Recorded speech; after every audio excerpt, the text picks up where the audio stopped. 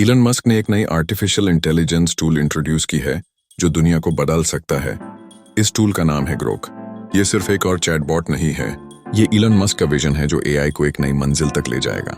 Grok को XAI के जरिए डेवलप किया गया है, जो मस्क की खुद की एआई कंपनी है, और इसका मतलब है कंप्लीट अंडरस्टैंडिंग। इसका नाम सिर्फ स्टाइलिश नहीं है, बल्कि यह एआई की गहराइयों को दर्शाता है। ग्रोक अब X, जो पहले ट्विटर था, के साथ इंटीग्रेटेड हो गया है। इससे लोगों तक पहुंच बनाई गई है। इलॉन मस्क ने इस एआई का इस्तेमाल ट्विटर की रियल टाइम डेटा से ट्रेनिंग के लिए किया है, जिससे ग्रोक और भी एडवांस्ड बन गया है।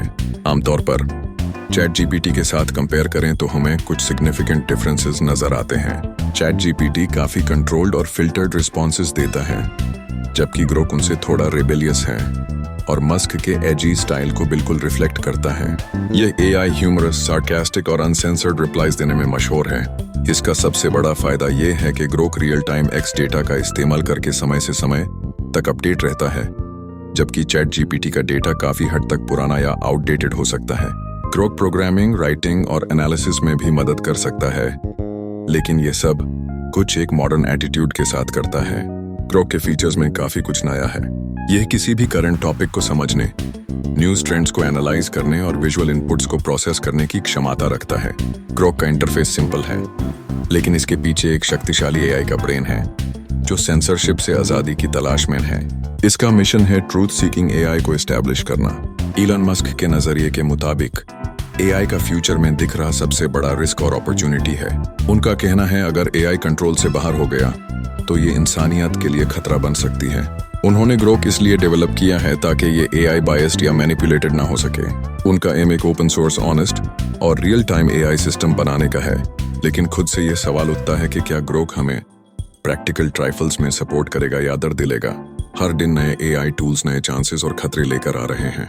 क्या ग्रोक जैसी एआई टूल्स इंसानी क्रिएटिविटी को खत्म करेगी? इलॉन मस्क के कहने पर अगर हम एआई को कंट्रोल नहीं करते तो एआई हमसे कंट्रोल ले लेगी। ये जरूर सोचने की बात है। आजकल जब टेक्नोलॉजी हर कोने में अपनी जगह बना रही है, ग्रोक एक ऐसे चैटबॉट की तरह सामने आया है जो सिर्फ एक डिजिटल असिस्टेंट नहीं, बल्कि एक इंसाइटफुल कंपेनियन बनने की कोशिश कर रहा है। लेकिन क्या इसका असली मकसद इतना ही है? हम सब जानते हैं कि टेक्नोलॉजी का मुस्तकबिल हमेशा हमारे सोचने की तरीके को बदल देता है, और ग्रोक इस रशेपे का एक नया हिस्सा है। ये चैटबॉट आखिर क्यों इतना मजेदार है? ग्रोक की चालाकियों को समझने के लिए हमें सबसे पहले इसकी कैपेबिलिटीज को देखना पड़ेगा। यह न सिर्फ आपकी बातें समझता है, बल्कि आपकी जरूरत और सोच को भी पहचान सकता है। आपके फोन में या कार के डैशबोर्ड पर यह ऐसे फंक्शनैलिटीज दे रहा है जो आपके दिनचर्या को आसान और गलतफहमी से दूर करने में मददगार हैं। क्या आपने सोचा है कि अगले कुछ सालों में यह आपके ख्यालों में भी घुस सकता है?